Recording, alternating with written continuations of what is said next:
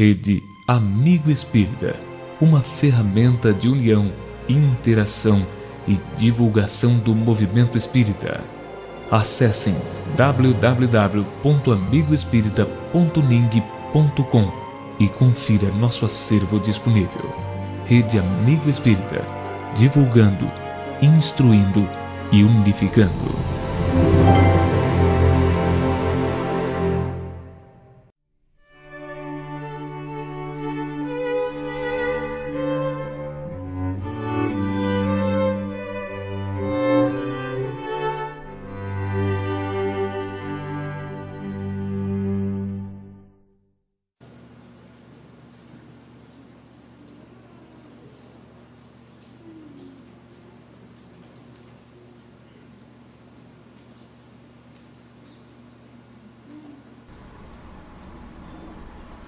Gostaríamos de agradecer neste instante o presidente da Câmara Municipal de Ipiguá, senhor Marcos dos Santos Coqueiro, que nos cedeu as instalações dessa instituição para que realizássemos aqui esse evento. Um local tão confortável, tão gostoso, tão bom, e nós todos, naturalmente, da família espírita, nos sentimos agradecidos a este companheiro e todos os vereadores que aprovaram o nosso pedido. Nosso muito obrigado a todos vocês. Nós agora convidaríamos a nossa companheira Yara para fazer a prece de abertura da noite.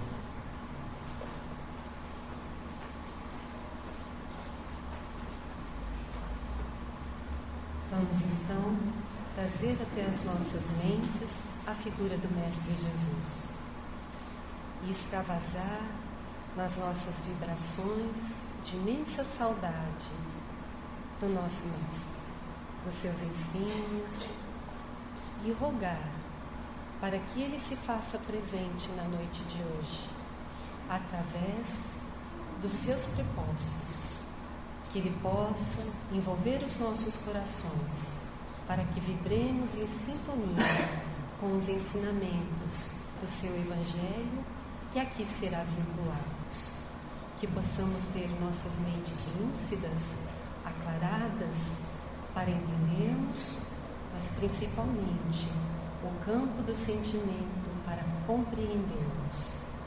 Senhor Jesus, obrigada por todas as bênçãos do dia de hoje e pela oportunidade imensa de aqui estarmos reunidos, nos confraternizando em seu nome.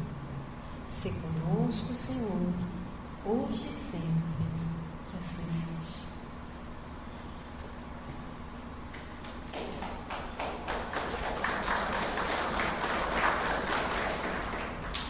Gostaríamos também de informar que o companheiro José Aparecido nos informou que a Rádio Web Fraternidade da cidade de Uberlândia estará jogando áudio desta palestra, aliás já está, para todos os continentes também. Então Ipiguá hoje está sendo ouvida e vista esta atividade aqui em vários continentes do nosso planeta. O nosso companheiro Haroldo Dutra Dias,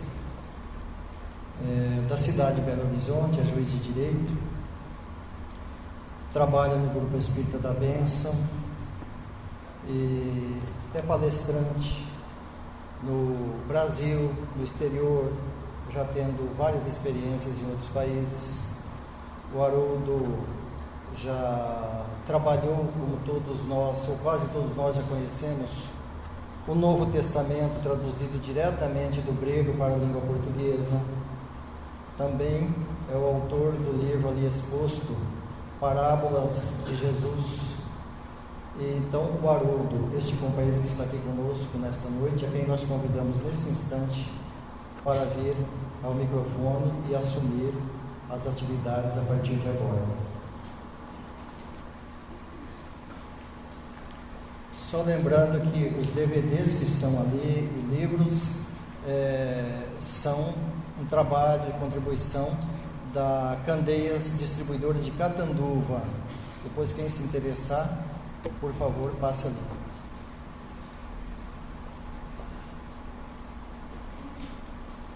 caros amigos e internautas,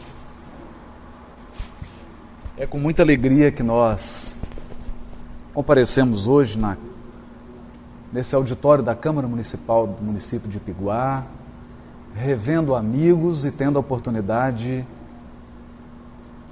abençoada de refletir sobre o conteúdo que a espiritualidade superior nos presenteou através da codificação de Allan Kardec e da obra subsidiária, em especial do mediunato de Francisco Cândido Xavier. Nessa noite nós conclamamos todos os corações a refletirmos sobre os desafios que a nova era apresenta a cada um de nós no tocante à religiosidade, a religião da nova era. E para isso necessitamos fazer uma longa viagem. O benfeitor espiritual Emmanuel inicia o livro A Caminho da Luz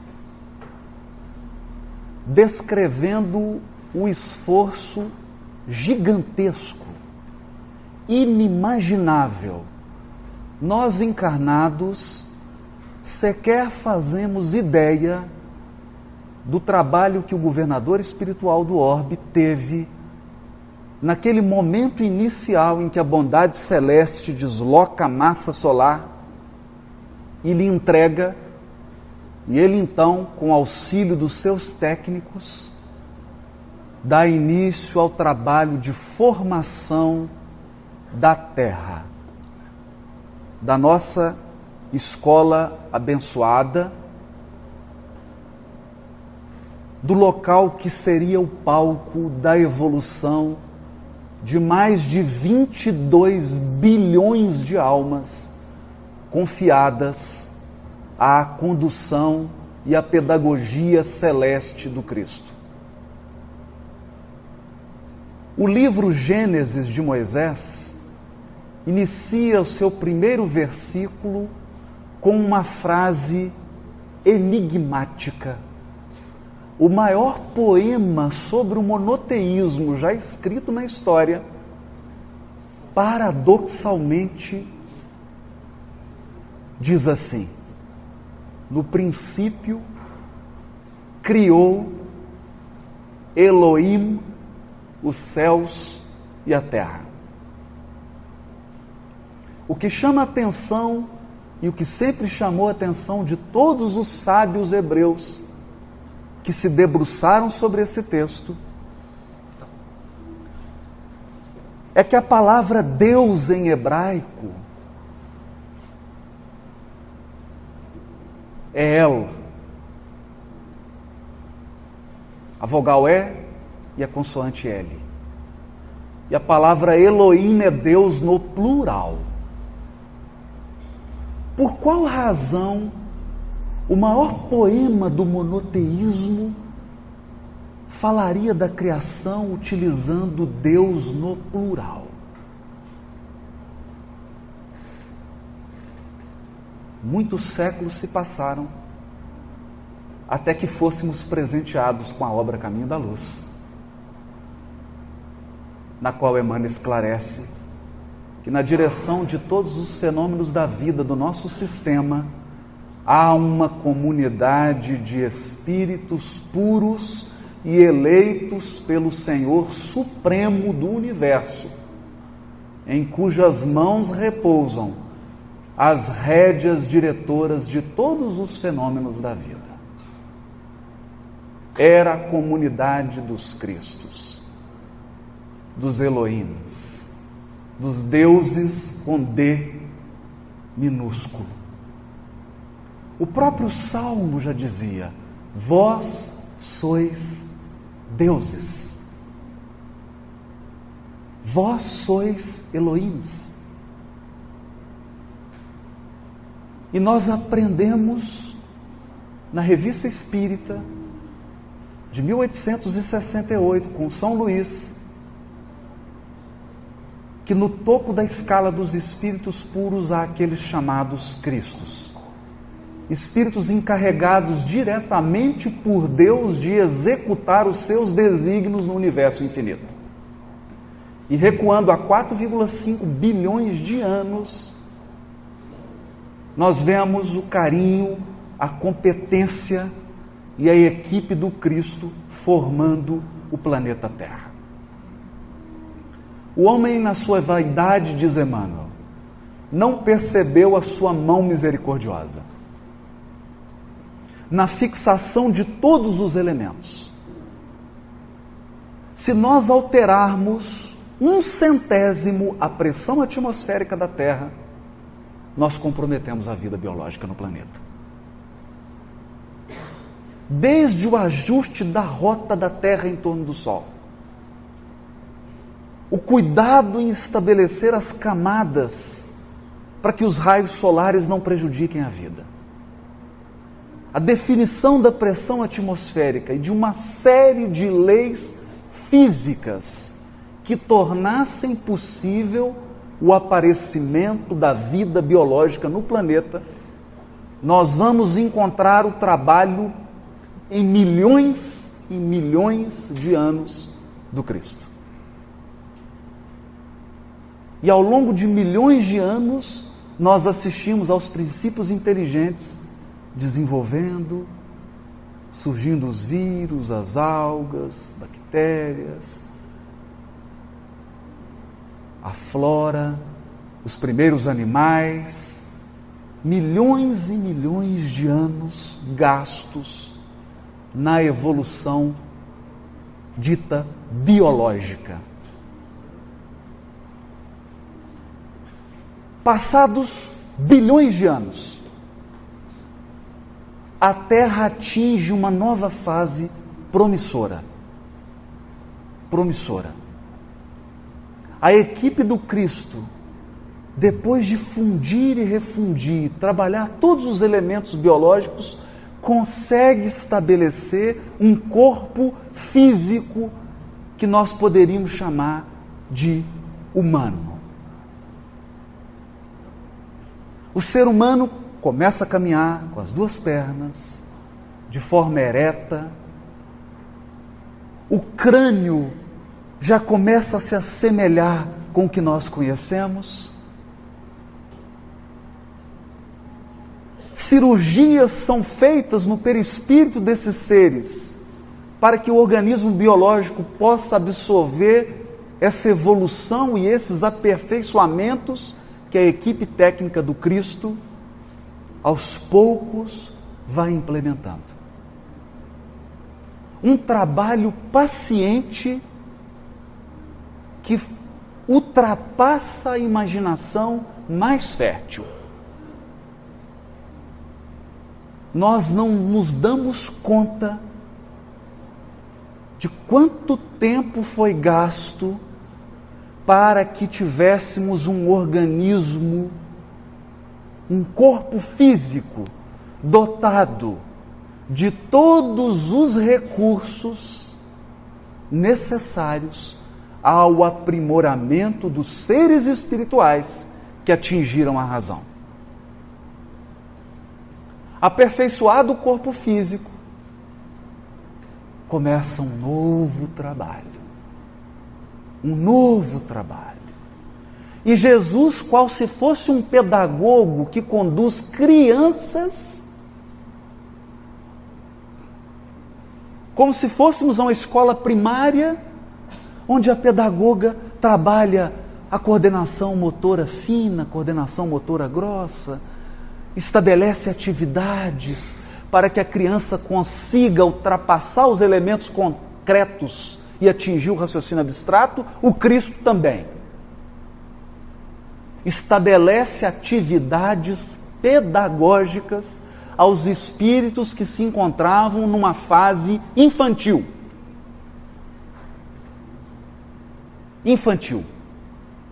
É a caça, é a pesca, é a confecção de objetos de pedra, de lanças, é fugir do perigo, é esconder-se das presas. a grande luta pela sobrevivência biológica, com uma única finalidade: aperfeiçoar a inteligência daqueles seres que ensaiavam os primeiros passos na evolução intelectual. Espíritos que eram capazes de manter um organismo físico, porque nós somos capazes. Nosso coração bate, o sangue circula, milhares e milhares de processos biológicos ocorrem no nosso corpo sem que nós nos demos conta de forma consciente.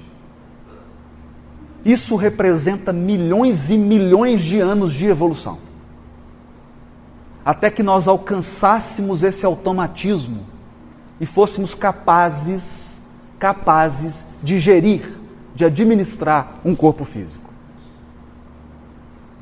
Quantos milhões de anos na evolução biológica? Mas os desafios agora eram outros. Aperfeiçoamento da razão, da capacidade de pensar, da capacidade de decidir, de fazer escolhas. E é na luta pela sobrevivência biológica que os seres espirituais adquirem inteligência. Treinam a sua razão. Não era um momento de aprendizado espiritual. Não. Não se pode oferecer a uma criança atividades pedagógicas incompatíveis com seu grau de desenvolvimento sociocognitivo. Não há improvisação no universo. O Criador é sabedoria absoluta. E o Criador determinou que cada um de nós é responsável pela construção da sua própria grandeza. Ninguém foi criado perfeito. Fomos criados simples e ignorantes, para que a obra do aperfeiçoamento fosse mérito individual de cada um de nós. Então nós começamos a nos reunir em aldeias. Aprendemos a lição da cooperação. Uns pescam, outros limpam o peixe. Outros cozinham. Outros cuidam da proteção. Outros cuidam da segurança. Outros estabelecem regras de convivência. E assim as sociedades foram se aperfeiçoando,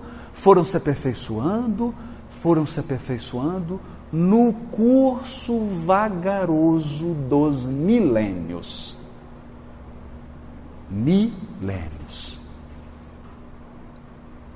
Mas há 4, 5 mil anos atrás, após fazer uma avaliação e uma síntese de todas as conquistas da humanidade, decide o Cristo de Deus nos mudar de série. Nós somos retirados dos bancos da escola primária e conduzidos a um nível superior, ao ensino médio. E Jesus propõe novos desafios pedagógicos ao homem, ao ser humano encarnado. Começa a era do desenvolvimento moral.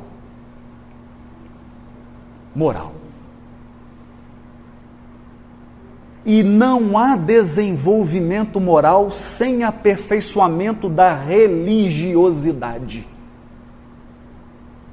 Voltaremos a esse ponto. É assim que, em meio a uma sociedade avançada do ponto de vista social, capaz de se organizar, mas ainda dando os primeiros passos em moralidade, cometendo todos os excessos do sentimento, surge a figura de Moisés. Para criar coisas novas, para trazer coisas extraordinárias? Não. O trabalho da evolução é sempre síntese do que foi conquistado e um passo adiante. Síntese e um passo adiante. Aquilo que era citado, o que era ensinado nos templos esotéricos do Egito, na antiga Índia, na China milenária, na Pérsia e em outras civilizações desconhecidas do orbe, conhecimentos dados a uns poucos, Moisés renasce com a missão de sintetizar, de fazer uma avaliação. E ali começa um trabalho gigante. Gigante. Inicia-se um curso avançado de desenvolvimento do senso moral do ser humano encarnado. Senso moral. E surge Moisés com as suas regras de conduta.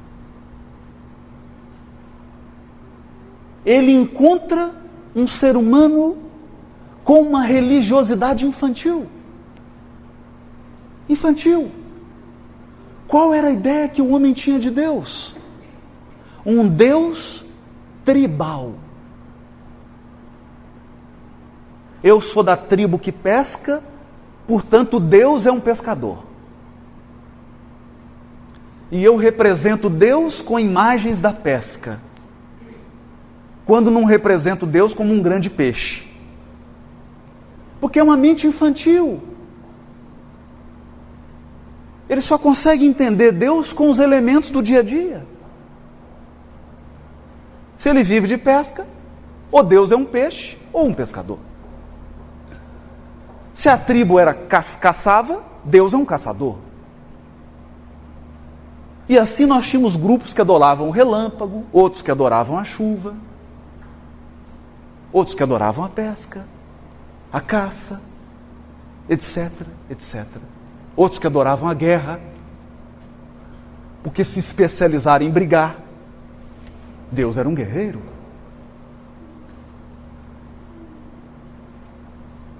E essa era a religiosidade muito ainda imatura.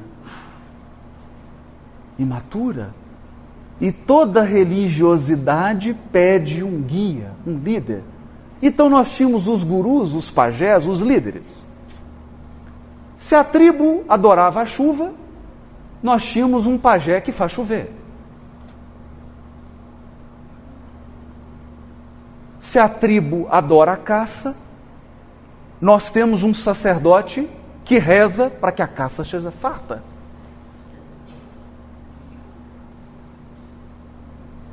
Mas o tempo passou. O ser humano foi se tornando mais sensível. Mais sensível.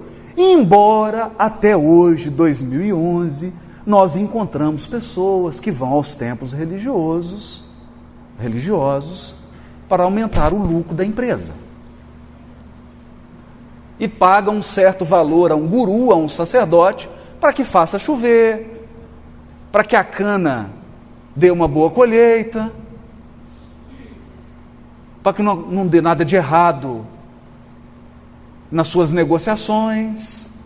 Ainda há recalcitrantes que cristalizaram a mente numa religiosidade da idade da pedra. Ainda há. Ainda há os que cultuam o Deus da guerra. se você não é da minha igreja, eu tenho que te matar. E hoje, no planeta, nós assistimos a civilizações, a nações avançadas, se exterminando por questões religiosas. É a religiosidade das tribos primitivas, com seus rituais de guerra. Como diz a poeta mineira Adélia Prado, ó Deus, as brutalidades da minha fé.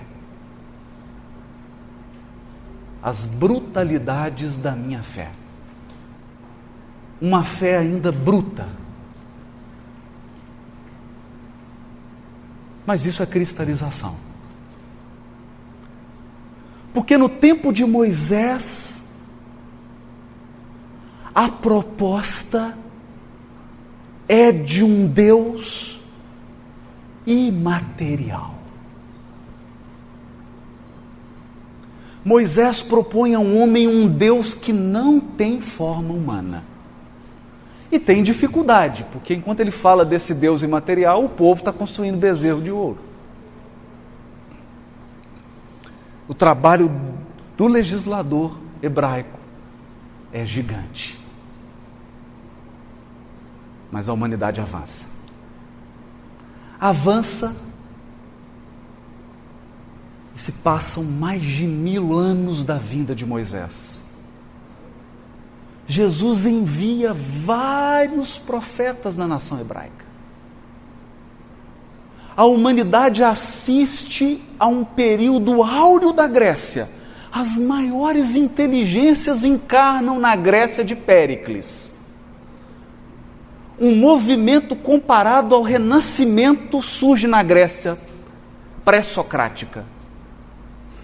Uma reformulação na legislação, na filosofia, na ciência, e o mundo assiste estarrecido à reencarnação de Sócrates, Platão, Aristóteles e vários outros. Plotino.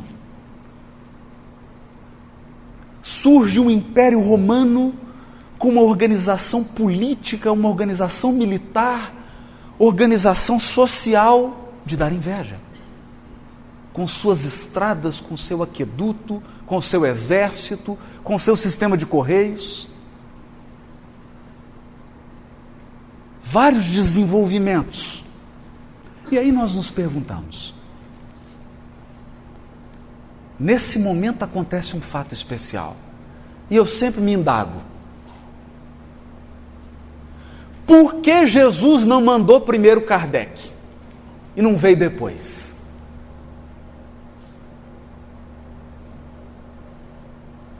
Poderia ter mandado Kardec antes.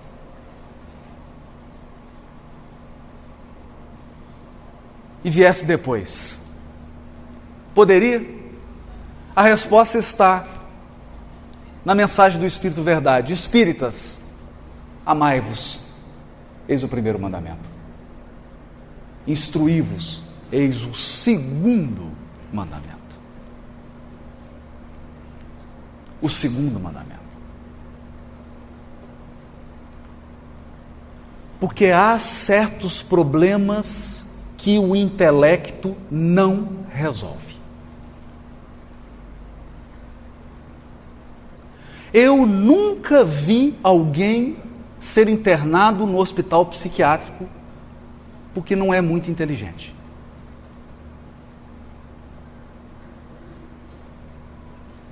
As pessoas adoecem psiquicamente por problemas emocionais. Nós sofremos por causa do sentimento.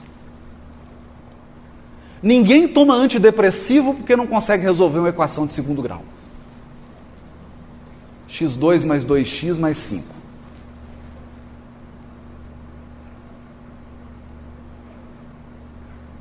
As pessoas adoecem e sofrem por outras razões.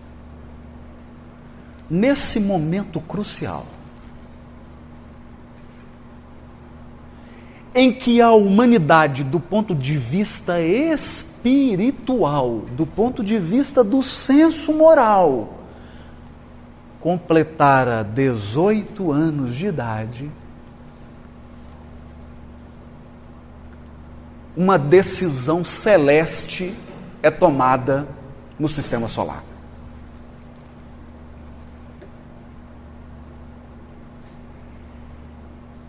Jesus resolve vir em pessoa. E talvez você se pergunte por que ele não mandou alguém. Por que não mandou alguém? Porque não poderia haver falha na mensagem do amor. Para ensinar o amor, era preciso alguém puro, o mais puro que a terra conheceu.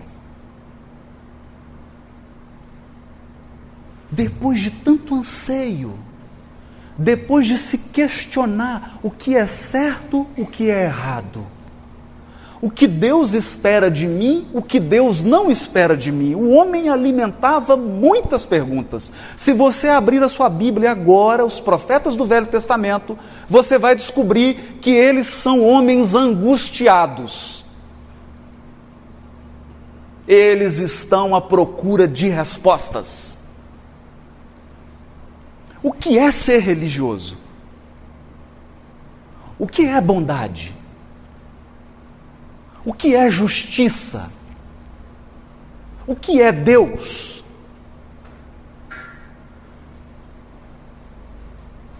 O que eu estou fazendo aqui? Qual o sentido disso tudo? Por que eu envelheço? Por que os bons morrem primeiro? Por que o mundo está no poder dos maus? Perguntas angustiantes que os profetas faziam. Anseios. E eles estavam acostumados com pessoas que eram metade luz e metade sombra. Moisés era um grande profeta, mas assassinou um egípcio. Davi era um grande rei, mas matou o melhor amigo para ficar com a esposa dele.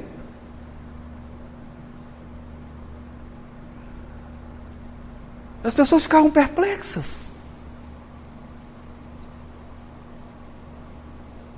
Como entender? Como entender? As pessoas religiosas eram as mais perversas.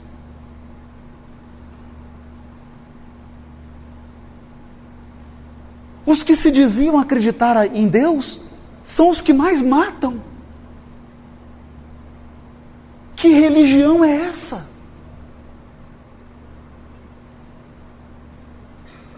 Isso nos lembra o discurso de Natã para o rei Davi.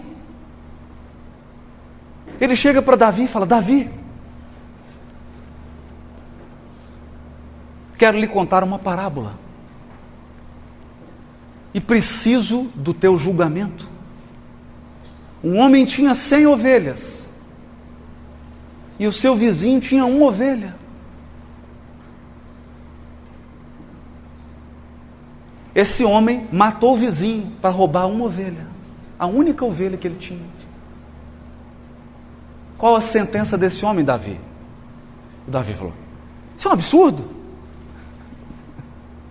Esse homem deve morrer? É mesmo, Davi? Deve. Já tinha 100 ovelhas, foi matar o pobre coitado para roubar 1. Davi, esse homem é você. E o rei ficou pálido.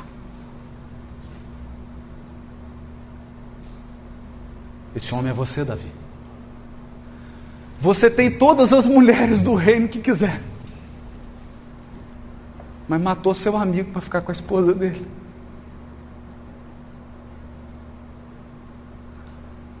E o rei Davi então se dá conta de que dentro dele havia maldade e luz.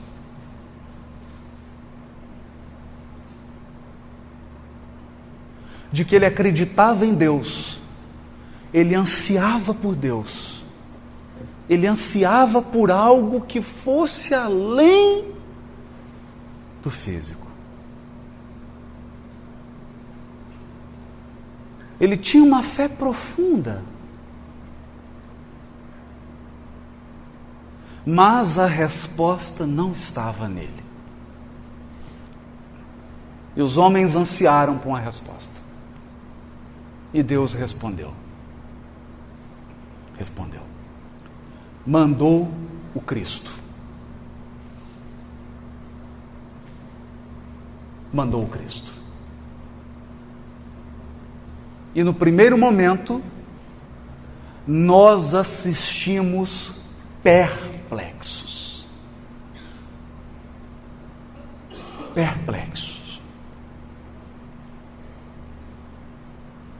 Um homem que agia contrariamente a todas as expectativas dos outros homens.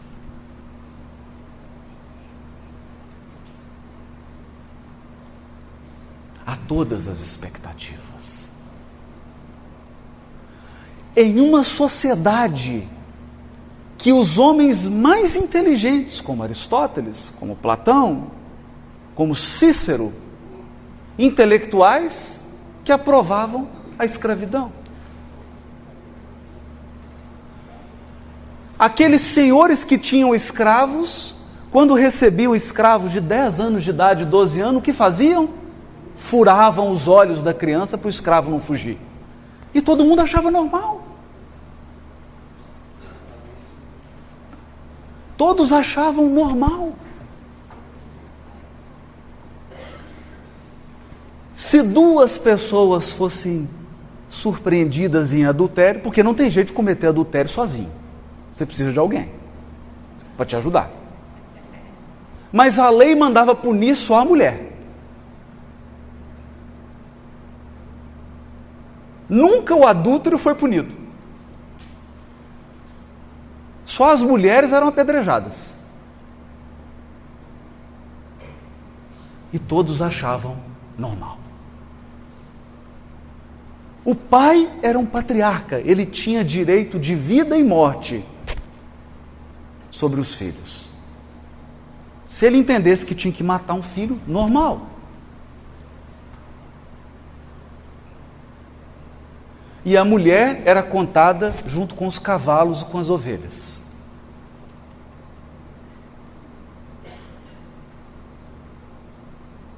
Essa era a sociedade de Jesus. Esses éramos nós. Quando levam uma mulher adúltera para ele, o que ele faz? Aquele que tiver sem pecado atira a primeira pedra. Não ficou um.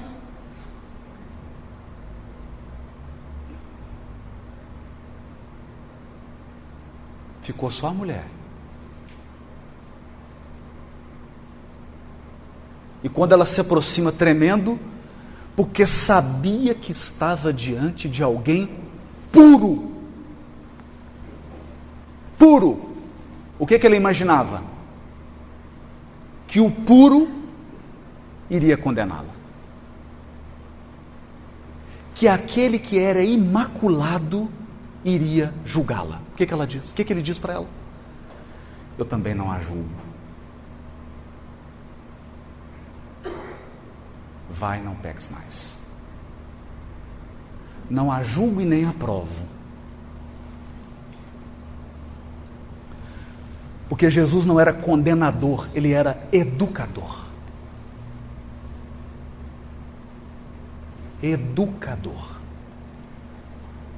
O que nos faz lembrar um caso muito engraçado, ocorrido em Nova York. Uma grande empresa contrata um presidente.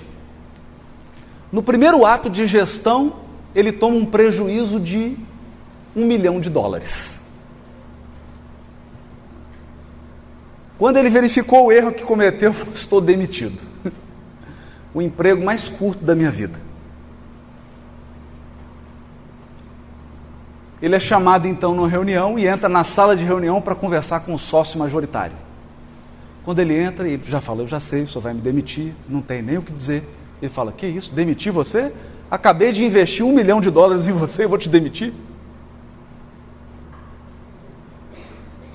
Era a visão do Cristo. Todos erram. Todos erram. A insensatez é insistir no erro. E com aquele gesto, ele reformula o sistema penal do planeta Terra.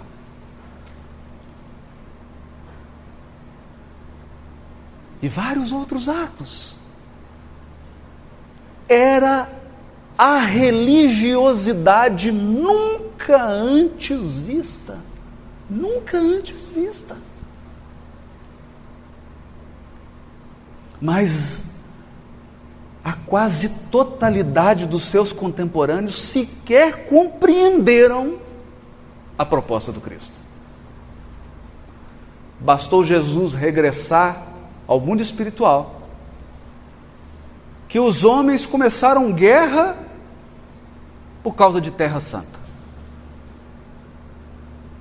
Começaram a se dividir em organizações religiosas. Começaram a estabelecer dogmas. Começaram a voltar ao passado. Porque voltar é a coisa mais fácil de ser feita. Quando nós não temos coragem de avançar, o primeiro impulso é de voltar. É de voltar. As mães aqui sabem disso. A criança dá um passo, de repente ele volta, faz xixi na cama de novo. Regressa. Nós também. Quando a criatura está no limiar de atingir um novo patamar espiritual, ele tem uma recaída.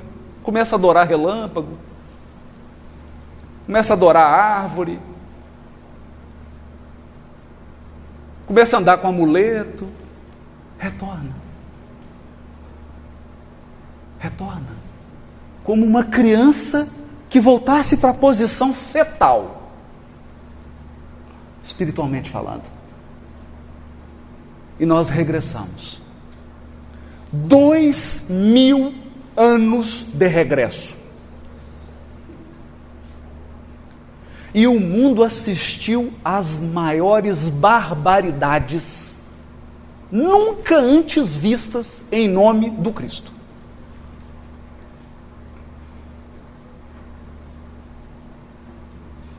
Em nome de Jesus.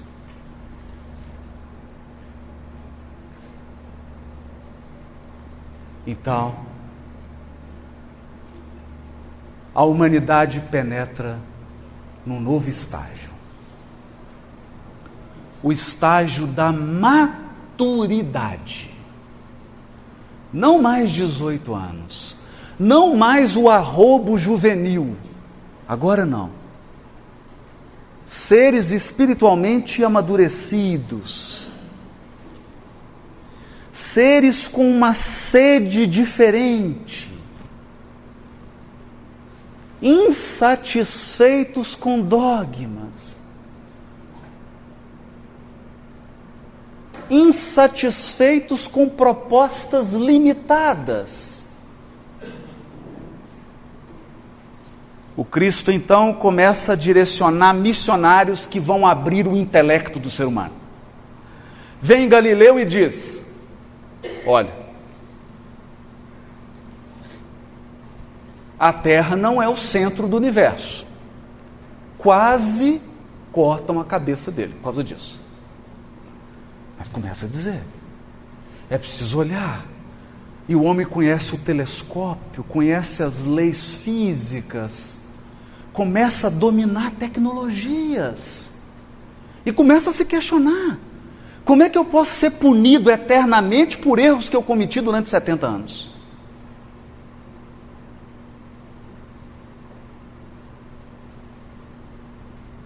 Como que eu posso errar por 50 anos e Deus me mandar para um inferno para o resto da vida? Que juiz que aplica uma pena dessa? Isso é justiça? Começa a questionar.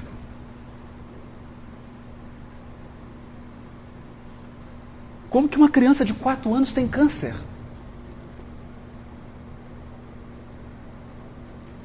Será que Deus escolhe alguns para sofrer e outros para sorrir?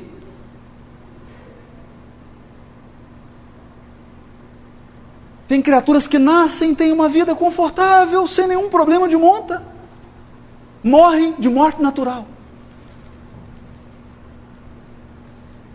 E crianças com 3 anos de idade, com síndrome de Down,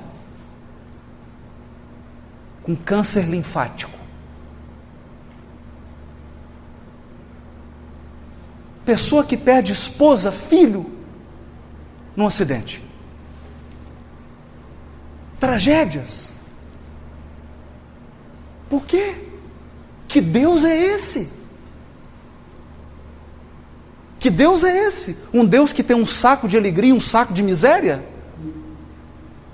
E que distribui aleatoriamente miséria e alegria?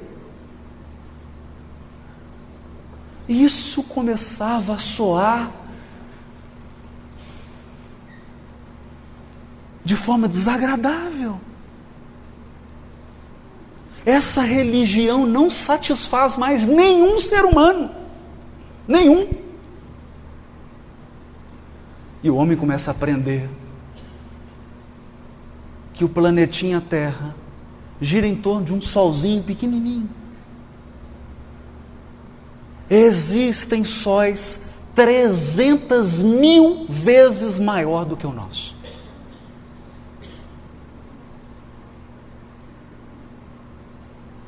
Há aproximadamente 200 bilhões de galáxias. Aí a pessoa olha para a religião dela, olha para as galáxias e fala assim: meu Deus, eu tenho um Deus tribal. Meu Deus é o Deus do meu bairro. Que Deus é esse das galáxias?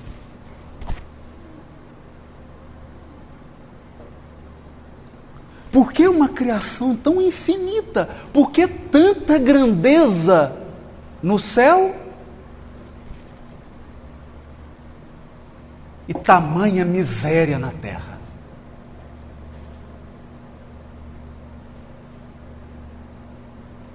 Será que alguém que viveu, aprendeu, estudou, trabalhou, amou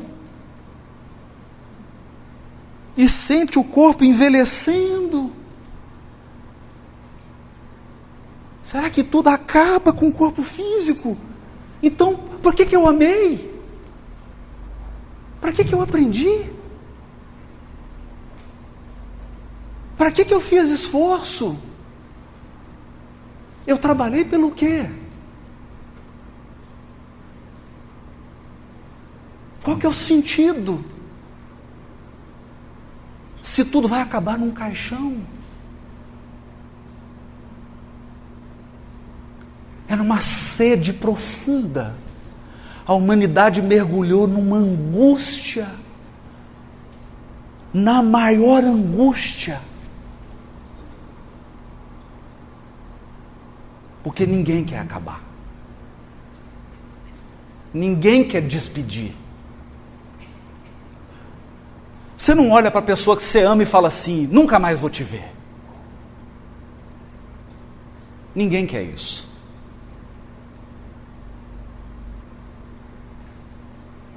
Você não quer que todo o conhecimento que você adquiriu acabe num esquecimento eterno. Quem quer isso? Essa era a angústia. É então que na Paris do século XIX, sempre de forma oculta,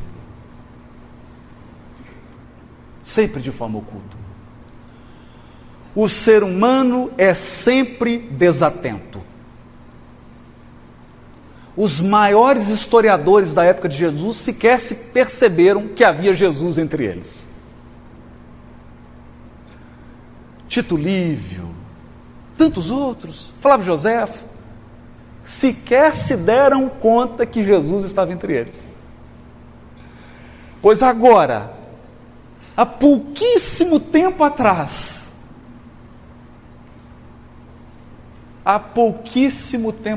um pouquinho mais de 150 anos atrás, a humanidade dormia quando na França o mundo espiritual se manifestava. No início, mesas girando, fenômenos acontecendo, e surge um homem com mais de 50 anos de idade. E começa a indagar. E começa a fazer pergunta para a mesa. E começa a extravasar sede, porque Kardec é a boca da humanidade. O que ele pergunta, todos nós queríamos perguntar: que é Deus? Que é Deus? O que é Deus? Explica. Estou olhando para o céu, o que é? Inteligência suprema. E começa a fazer pergunta após pergunta, pergunta após pergunta, e vai obtendo respostas, eu diria, desafiadoras. Desafiadoras. A doutrina espírita não tem pretensão nenhuma de converter ninguém. Um dos princípios que Kardec adotou é: fora da caridade não há salvação. Ele não falou fora do espiritismo. Nós não queremos converter ninguém. Se você é feliz sendo católico, é feliz sendo evangélico, continue, por favor. Agora, seja o melhor católico que você pode ser. Seja o melhor evangélico que você puder ser. O melhor judeu, o melhor muçulmano. Porque não é o que você acredita, é como você vive.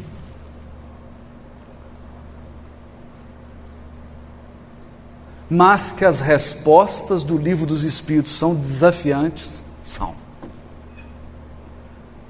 desafiantes. E a humanidade foi convidada a penetrar num outro tipo de religiosidade. Difícil, dificílimo. Às vezes a pessoa começa a penetrar e ela regressa, porque não dá conta. Kardec pergunta: por que Deus está me punindo? E os espíritos falam: quem te falou que Ele pune? Acabou punição. Não há punição, há consequência. Consequência. Se eu jogo uma pedra para o alto, na direção da minha cabeça, é melhor sair. É melhor sair.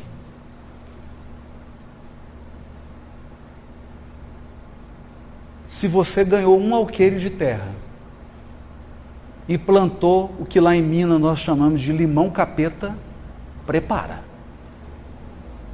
porque vai ser azedo.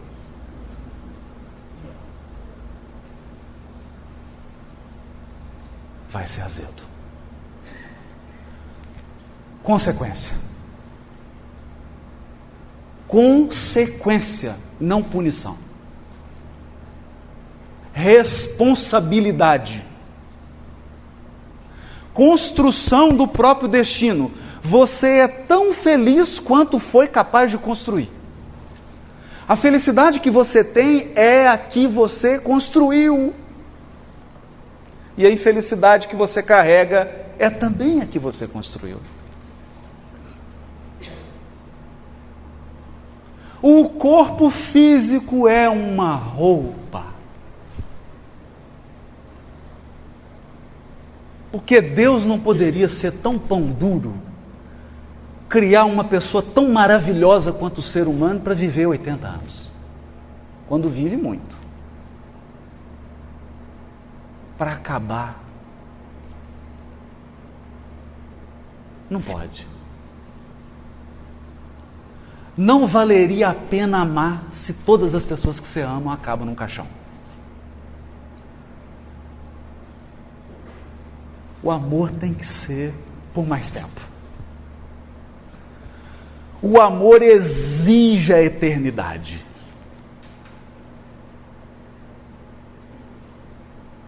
Exige a eternidade.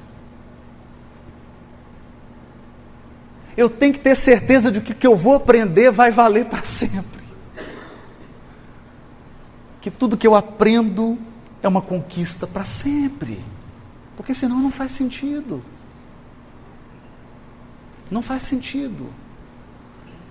E o homem então foi colocado num patamar diferente. Ou, melhor, Jesus propôs ao encarnado um novo projeto de religiosidade. De religiosidade. Não mais templo, não mais ritual, não mais dogma. Respostas lúcidas, claras. Claras. O homem aprendeu que a sede, a fonte do destino, é o que você sente e o que você pensa. O universo é uma tela. Você é o pintor. Com uma única diferença. Há quadros que nós demoramos 1000 anos para pintar. E há outros que você pinta em segundos. Você pode destruir a sua encarnação com um gesto. É uma tela ligeira. E você pode construir coisas poderosas que vão durar a eternidade. Por exemplo, as afeições. Os afetos. Mas a sede está em você.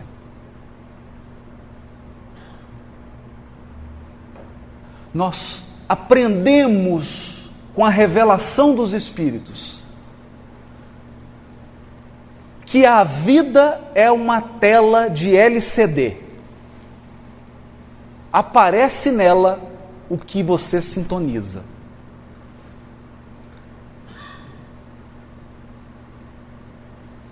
Se a depressão está dentro do seu coração, você só vai encontrar motivos para ficar triste. Mas se a alegria está dentro de você, você só vai encontrar motivos para sorrir. É o que você deseja. E o Criador, o Todo-Poderoso, o Deus do universo infinito, não interfere no seu desejo.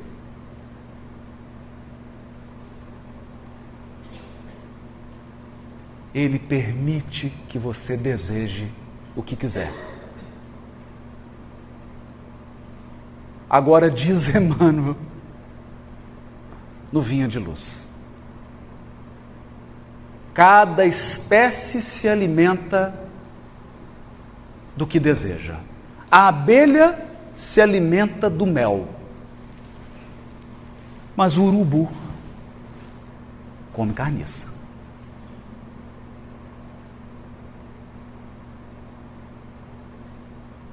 Há criaturas que se alimentam de cadáver.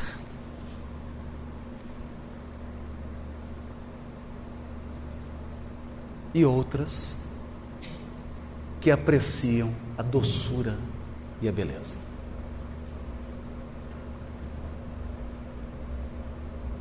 Nós construímos nosso destino.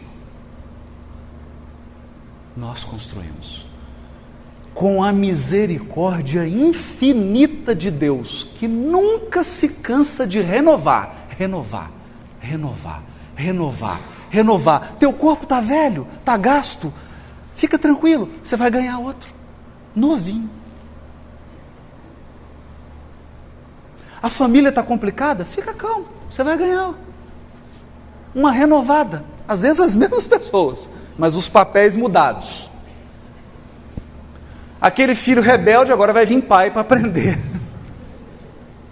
algumas lições. Os papéis trocam, as situações se renovam, tudo se renova, tudo se renova. Deus é o grande renovador, e Ele nunca permite que a gente estacione.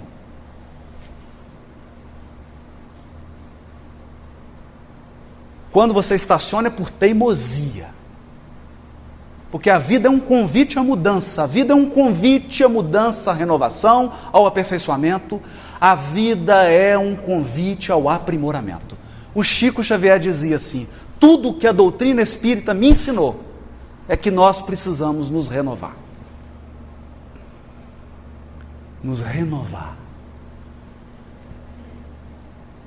Religiosidade diferente. Porque essa religiosidade tem uma consequência diferente. Tem uma consequência moral diferente.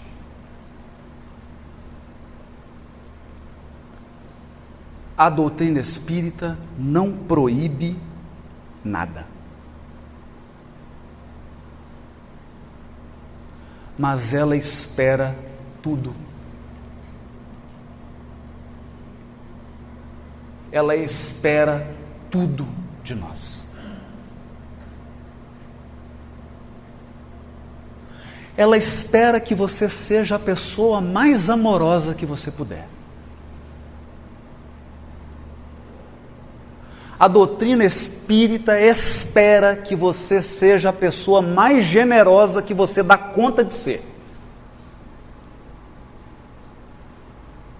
A doutrina espírita espera que você reconheça a grandiosidade do universo e perceba que o universo não gira em torno de você. Isso é humildade. Ela espera que você seja coerente. Só isso.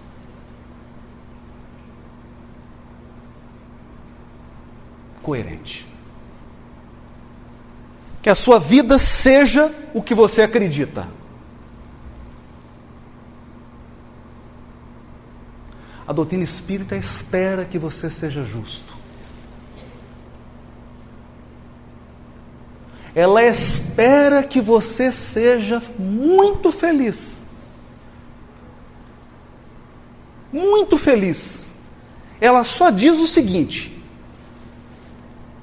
a maior ilusão que o ser humano já alimentou até hoje é a ilusão de que a felicidade é individual. Ninguém consegue ser feliz se ao lado dele alguém está chorando. A felicidade é um processo coletivo. Eu só sou feliz quando as pessoas da minha esfera de ação estão felizes. Por isso o grande segredo, buscar a felicidade, é fazer o outro feliz. Porque se você semeia felicidade, ainda que você não queira, você vai colher felicidade. Certa vez o Chico estava triste, e Emmanuel entrou no quarto dele,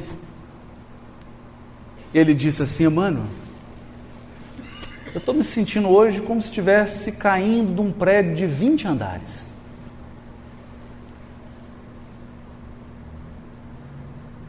Emmanuel olhou para ele e disse assim: não tem problema, Chico. O senhor não está entendendo. Eu estou caindo. Em cada andar que você passar, Chico, terá a mão de uma mãe que você auxiliou para te amparar.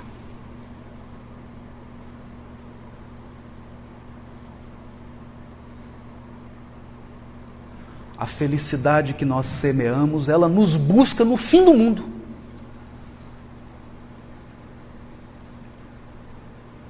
É diferente isso. Essa religiosidade é diferente. Ela te ensina que as pessoas que você ama estão conectadas por você através do seu pensamento.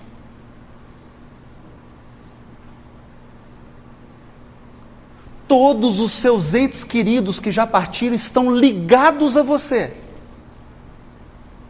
Pelo pensamento e pelo sentimento, você é capaz de tocá-los.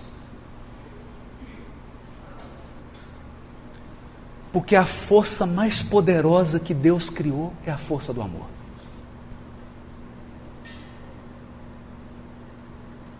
Então nós acreditamos na nova era? Sim. Mas não na nova era dos místicos.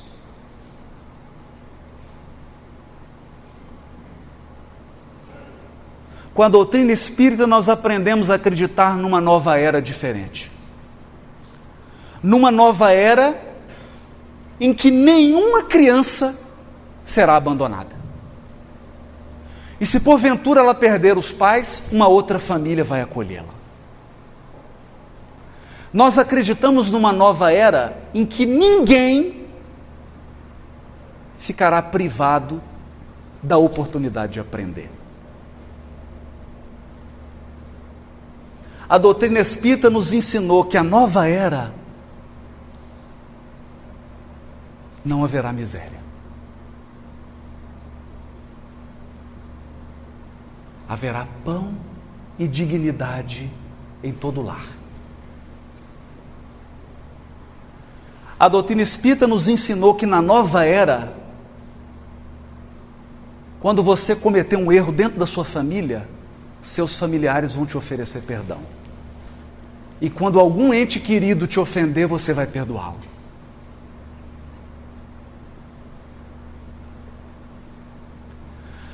A doutrina espírita nos ensina que na nova era, a maior preocupação da pessoa vai ser com a felicidade do outro. Então, você, morador de Ipiguá, vai se preocupar com a felicidade de todos os habitantes, mas tem uma novidade boa para te dar. Todos os habitantes de Ipiguá vão estar preocupados com a sua felicidade.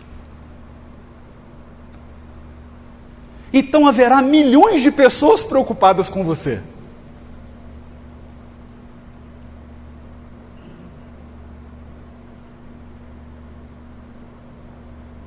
E religiosidade não será religião separatista. Ninguém mais levantará a mão em nome de Deus para matar, para ferir, para agredir o semelhante. Porque isso é uma desonra a Deus. Os religiosos serão as pessoas mais boas, as mais bondosas. Os religiosos serão os mais desprendidos. Nesse dia,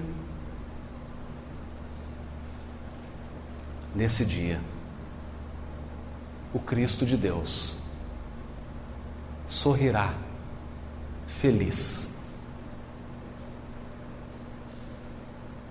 Nesse dia, Jesus será tomado de uma felicidade imensa.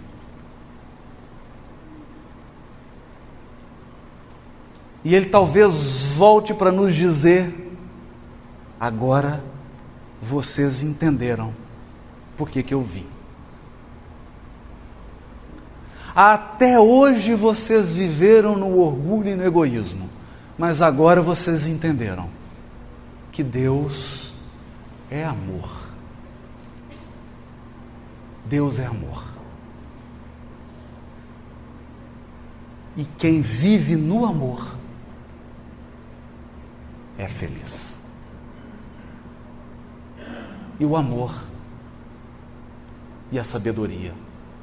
O amor e a sabedoria. Como diz o benfeitor no livro Obreiros da Vida Eterna, o amor e a sabedoria serão a religião cósmica do futuro. Muito obrigado. Boa noite para todos.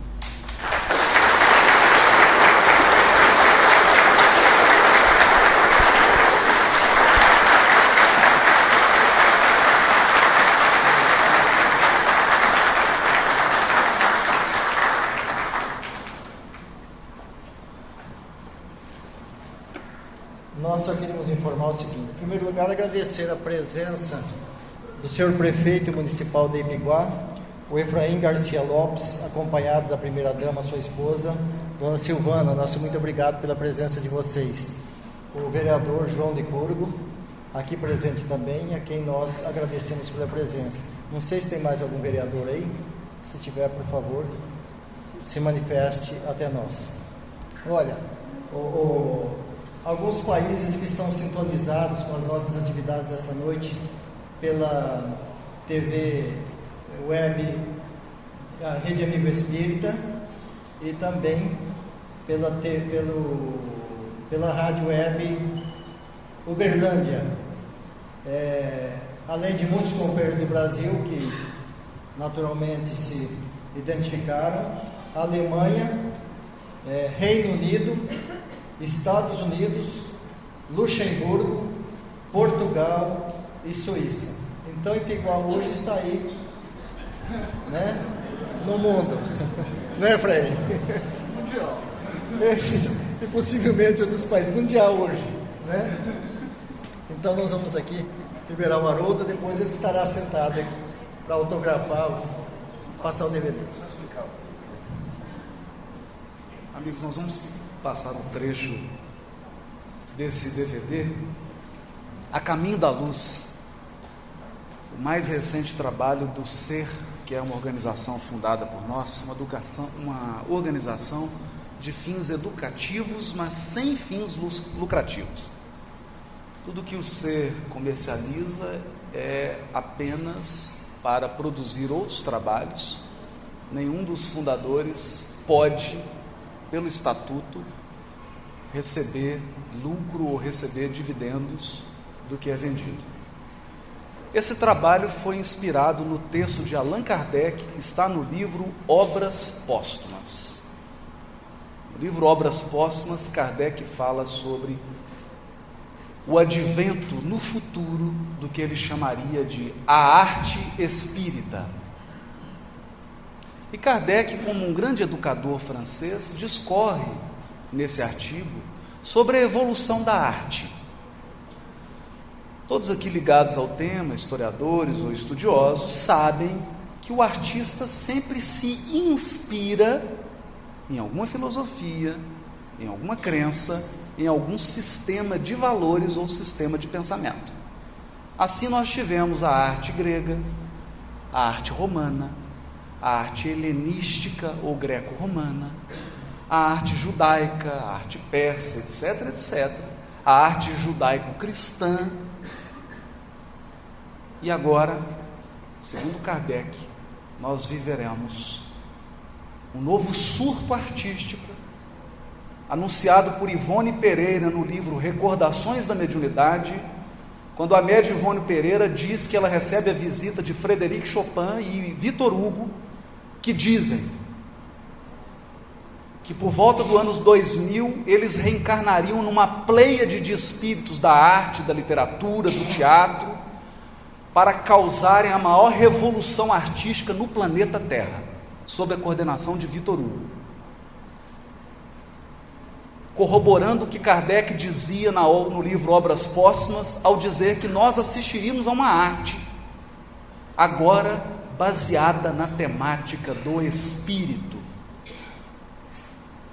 preparando então o terreno para os grandes artistas que possivelmente estão aí na evangelização da infância. Nós apresentamos esse trabalho que une poesia do palácio de leitura, músicas feitas com a temática do livro A Caminho da Luz e a própria palestra do livro Feitório. E essa música eu vou colocar, é uma música feita especialmente para o Natal, mas uma música que é tocada no seminário no momento em que nós abordamos o capítulo do A Caminho da Luz que fala sobre a vida de Jesus. noite nova.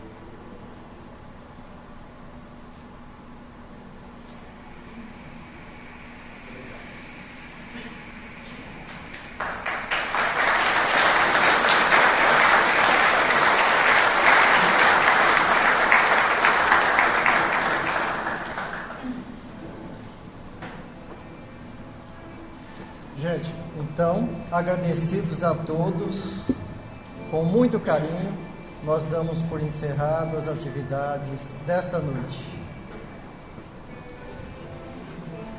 Rede Amigo Espírita, divulgando, instruindo e unificando.